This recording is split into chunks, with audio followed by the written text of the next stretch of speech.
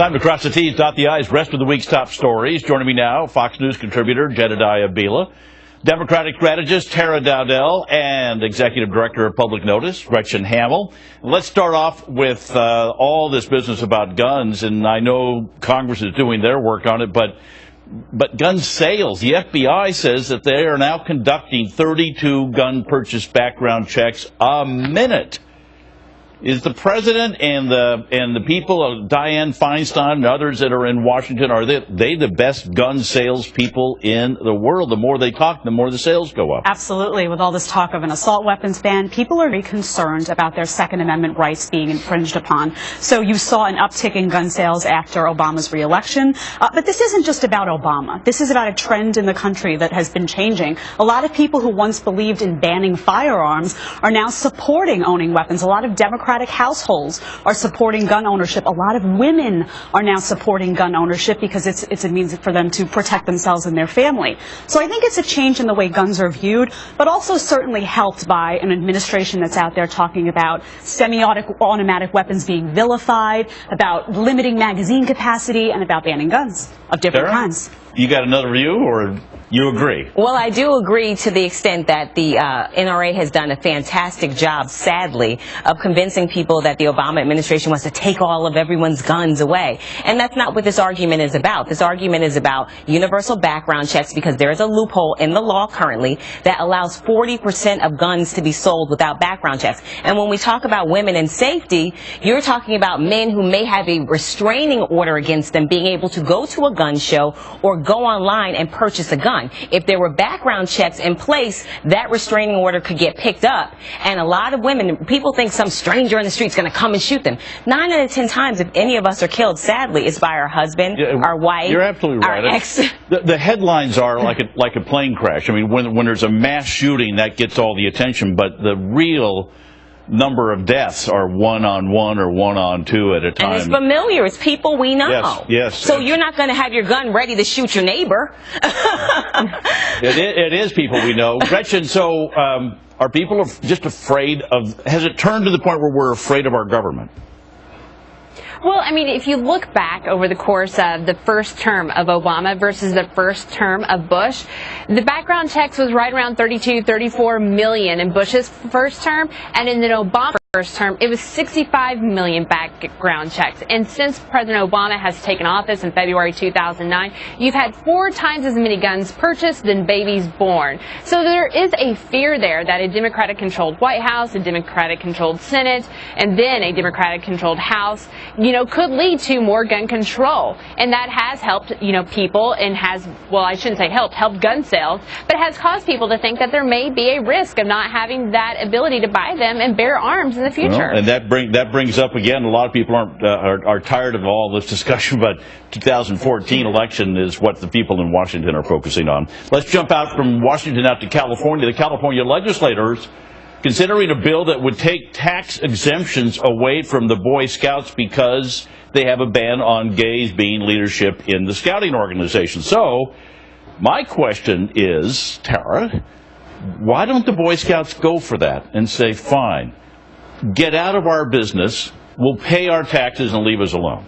Well, it certainly would help our deficit, so I would be all in favor of that. But I do agree. I think if they want to choose to discriminate against people, which I am against, I think that, especially given who I am, but there's all kinds of organizations besides the Boy Scouts. I would think churches and other groups that are tax exempt would come underneath that same thing. Right. Well, so far there hasn't been any real issues that have been brought to the light about too many churches so far as it relates to this issue. But I do think if they want to do what they want to do, then they shouldn't be having a tax exempt status.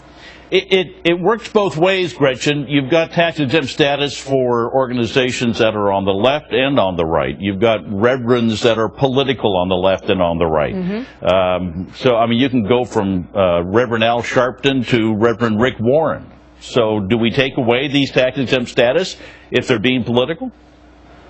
Well, this is the problem with this. is that, take the gay issue aside, it's the government trying to tell an organization what they should be doing. And I think that's a problem that we've seen over the course of the past few years grow and become a more prevalent concern, whether it's in New York on whether you can buy a soda or not, or you can have a meal with a certain amount of calories, or in California when it comes to this issue. You know, it's about the government, and it's about the freedoms that we have and the freedoms that, you know, private organizations should be able to have. The government shouldn't be in the business of telling us what our business is. Yeah, you certainly don't want the state deciding what's moral and what's not, rewarding certain nonprofits versus others. And of course now this issue of gay marriages is front and center. I personally don't agree with the Boy Scouts policy, but I will defend their right to have their own policy, to put forth their own policy. But do they get a tax break because of that? Well, I don't think you can say they get a tax break. They don't get a tax break because the state doesn't agree with their policy, but this group over here does get a tax break because they do. I think you have to have some kind of... That's the can of worms. There's also discrimination, though. I mean, if you think that gay Americans should have the same rights and privileges as everyone else, I mean, we wouldn't be sitting at this table had the government not stepped in. I wouldn't be at this table. But the courts have ruled that discrimination is fine with, like, the University Women's Club, that they can exclude men. I mean, there's lots of things like that. But then, I mean, we're getting there. I mean, now you don't have colleges if they're all women's school, men can apply. I mean, I know men have gone to Wellesley. Right. So these things don't happen overnight. But I think generally speaking, if we're going to say that if you're an American, no matter who you are, you should be afforded certain rights unless you're breaking the law. Right. You should be afforded those rights, but also organizations deserve those rights. We've got 1 minute. I want to get this question in. Post office now is back down on their plans to cut out Saturday delivery. Can Congress, Gretchen, can Congress cut anything? They're the ones who are forcing the post office to stay open. You know, let's look at the facts here. The post office was in the hole $15 billion last year. That's 3 times as much as the year before. They spend more than $25 million a day versus what they take in. And look back at 2010 in a Washington Post poll, you had over 70% of Americans being supportive of cutting that Saturday service. I think this organization knows what they need to try to do to try to bring their books in balance, and Congress needs to accept that. That's why we're $17 trillion in the hole, is because they can't make any tough decisions. Is this I guess the icon of how Congress can't cut? Yeah, no wonder Congress has the approval ratings it does. You don't say, even when the people say, yes, make these cuts, make this happen, you can't even get Congress behind it. Congress needs to let the post office do what it needs to do to remain fiscally sound. Sarah? I think the post office does need to get its fiscal house in order, but I do recognize the fact that 40% of the people that work there are veterans. And so I do think we have to have some balance because those folks served our country, and I want to see them keep their jobs. All right. Jedediah Bila, Tara Dowdell, Gretchen Hamel. Thank you, ladies. Coming up, why are